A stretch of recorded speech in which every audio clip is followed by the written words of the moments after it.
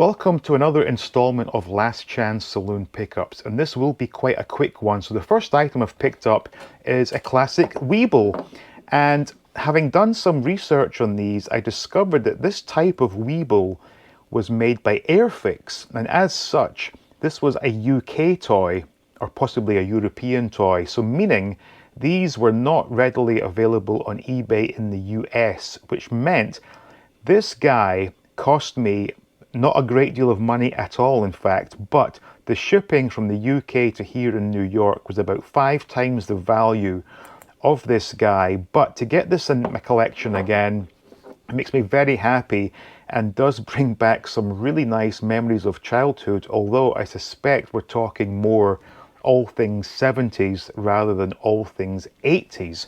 Now the next pickup is one I've been looking for quite some time, and it is Kojak's Buick, which has been made by Corgi. Now this was one I really enjoyed having as a kid, and I suspect it was probably my grandmother that gave me this because she was a big Telly Savalas fan.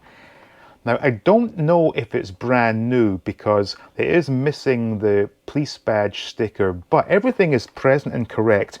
The box is absolutely battered, as you can see here, but that seems to be the case with a lot of these old Corgi toys. But the car is in fantastic condition, and we'll take a look at it really quickly here. And as you can see, no paint damage, and the chrome is all looking pretty nice there. Now this did come with a few sort of action features. We have Crocker in the back, who does sort of move whilst pointing his pistol out the window. We have the police beacon that can be removed and put inside the car, and that is something that is missing on the majority of the used ones you find for sale. And of course we have the gunshot sound effect. Now this was something I remember hurting myself on as a kid because this wheel does not turn easily, but as you can hear here, that is meant to be the sound of a gunshot, and I guess it does work. And we also get the little figurine of Telly Savalas as Kojak, if I can just get him out here. As with a lot of the Corgi figurines, not very well painted, but it does remind me of playing with him as a child, so to get this back again in my possession does indeed make me one happy chappy. Now the next two items are somewhat similar in vein. Now this is another Corgi item, which is the Formula 1 John Player Special, which is something you wouldn't really see nowadays. John Player Special, of course, being a brand of cigarettes. Now this was something that was handed down to me by my older half-brothers, so I never had this when it was new.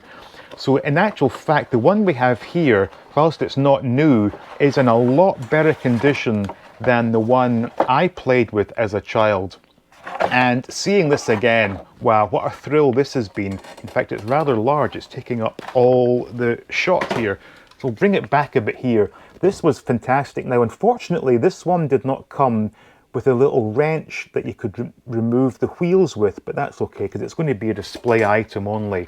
But this is fantastic, and to see a child's toy advertising cigarettes is a classic 70s and I guess 80s throwback. But this is a really nice example. Obviously it's not brand new at all, but it is definitely in better condition than one I played with. So this also is a fantastic addition to the retro collection, and very happy with this one. And last of all, something that is very special, another racing car of sorts. This is, I believe it's a Ford that was a Skeletrix. And the reason this one is special is because this was the one that my dad bought for himself to play on our Skeletrix track, because his birthday was, of course, March 10. So he thought this was his sort of personal car, and I was never allowed to actually use it. I had to use the ones that came with the set, which was just a very basic figure of 8 set, but he did buy me the skid chicane and the 2 crossover tracks, so it wasn't a completely boring toy to play with. But this was his car that he used, and this one's in pretty damn good condition. And of course they have the bristles there that I always remember. Those things would burn out and you'd have to sort of get your father to replace them for you, but seeing that engine, or the motor there I should say, wonderful throwback. But this was a fantastic car, and I guess it was sort of finally given to me by the time we'd stopped playing with Skeletric, so I never actually raced this one round the track, but I just wanted this one for my display and also for the memories attached to it, with this being my father's car. So there you go, that was this week's Last Chance Saloon pickups, and I hope you enjoyed that look there at some classic toys from the 70s and 80s, and if you did, please leave a quick like, make sure you're subscribed, and stay tuned for more videos from All Things 80s.